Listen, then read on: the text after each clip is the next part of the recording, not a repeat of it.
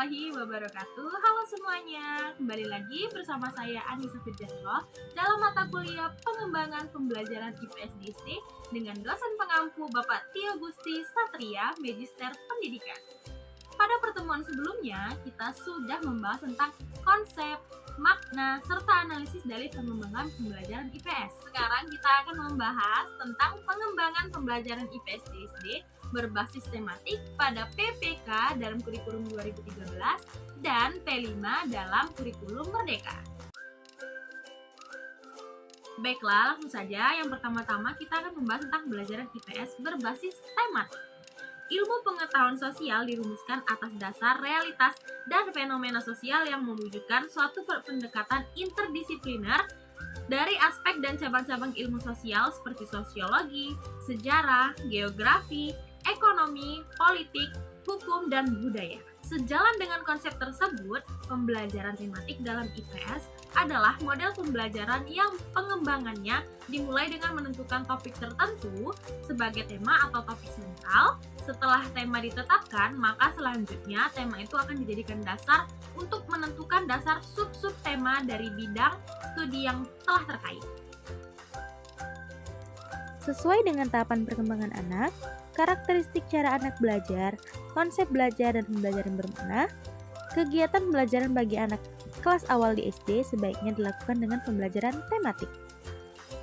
Depdiknas menyatakan bahwa pembelajaran tematik adalah pembelajaran terpadu yang menggunakan tema untuk mengaitkan beberapa mata pelajaran sehingga dapat memberikan pengalaman bermakna kepada siswa. Jadi, pembelajaran berbasis tematik ini menyediakan keleluasaan dan kedalaman implementasi kurikulum, menawarkan kesempatan yang sangat banyak pada siswa untuk memunculkan dinamika dalam pendidikan. Unit tematik adalah seluruh bahasan pembelajaran yang memfasilitasi siswa untuk secara produktif menjawab pertanyaan yang dimunculkan sendiri dan memuaskan rasa ingin tahu dengan penghayatan secara alamiah tentang dunia di sekitar mereka. Pembelajaran IPS yang semestinya dilakukan dalam kegiatan pembelajaran di kelas adalah sebagai berikut.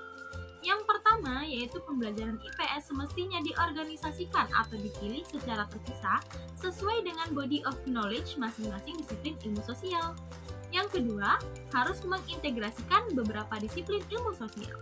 Yang ketiga, tematis dan problem solving.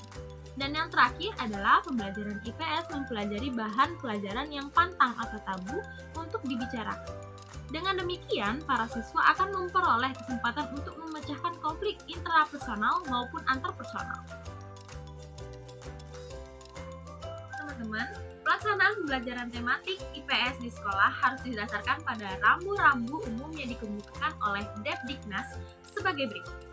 Yang pertama, tidak semua mata pelajaran harus dipadukan. Yang kedua, dimungkinkan terjadi penggabungan kompetensi dasar lintas semester pada kelas yang sama. Ketiga, kompetensi dasar yang tidak dapat dipadukan jangan dipaksakan namun dapat dibelajarkan melalui tema lain walaupun disajikan secara tersendiri. Yang keempat, kegiatan pembelajaran ditekankan pada kemampuan membaca, menulis, dan berhitung, serta penanaman nilai-nilai moral. Yang kelima, setiap kegiatan pembelajaran hendaknya selalu mempergunakan alat peraga yang sesuai dengan tujuan. Yang keenam, judul maupun jumlah tema yang dipilih akan ditentukan oleh masing-masing sekolah, disesuaikan dengan karakter siswa, minat, lingkungan, dan daerah setempat. Dan yang ketujuh, agar pelaksanaan dapat optimal, jumlah peserta didik disesuaikan dengan jumlah guru di kelas. Nah teman-teman, sekarang kita beralih ke tematik berbasis PPK atau Penguatan Pendidikan Karakter pada kurikulum 2013.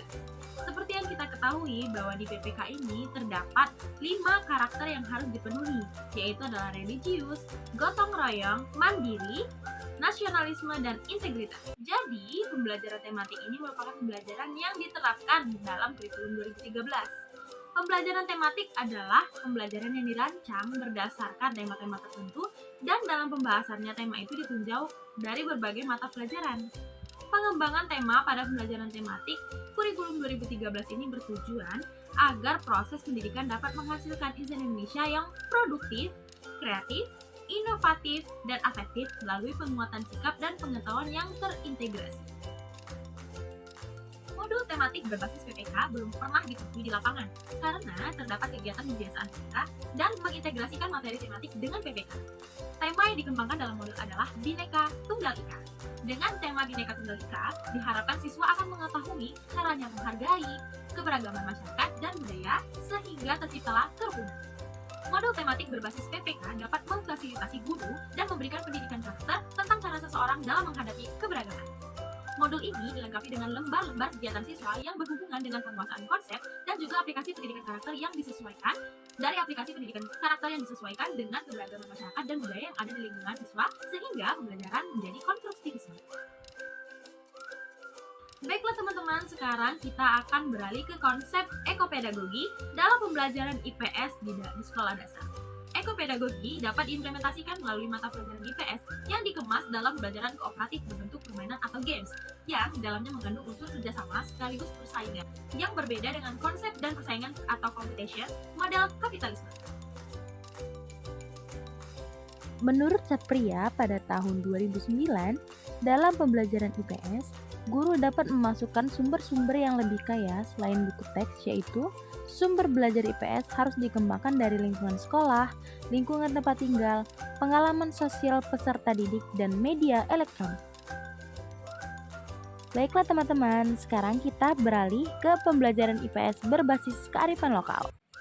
Menurut Paulo pada tahun 1970, ia mengatakan bahwa pendidikan berbasis kearifan lokal adalah pendidikan yang mengajarkan peserta didik untuk selalu konkret dengan apa yang mereka hadapi. Sehingga peserta didik lebih mudah memahami materi karena materi dirasa dekat dengan kejadian tersebut. Kearifan lokal berhubungan dengan indigenous knowledge, yakni pengetahuan atau kekayaan pengetahuan dan budaya pada masyarakat tertentu yang telah dikembangkan dari waktu ke waktu dan terus mengalami perkembangan dan perubahan.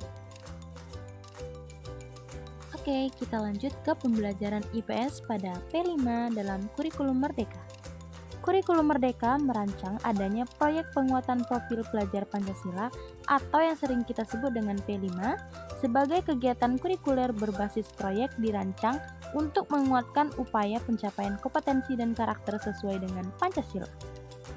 Proyek dalam pembelajaran IPS hendaknya saling terkait dengan proyek pada pembelajaran yang lain sehingga pembelajaran akan memberi nuansa dan isi yang berkesinambungan, membentuk pribadi tangguh dan kuat, pandai dan terampil dalam pengetahuan, serta bijaksana dalam mengambil keputusan. Nah, berikut ini merupakan tema utama P5 Kurikulum Merdeka di SD. Yang pertama yaitu adalah kearifan lokal dengan contoh Jawa Barat, sistem masyarakat di Kampung Naga. Yang kedua itu Bhinneka Tunggal Ika dengan contoh menangkap isu-isu atau masalah keberagaman di lingkungan sekitar dan mengeksplorasi pemecahannya. Dan yang terakhir adalah bangunlah jiwa dan raganya dengan contoh pengembangan kemandirian dalam merawat diri dan menjaga kesehatan.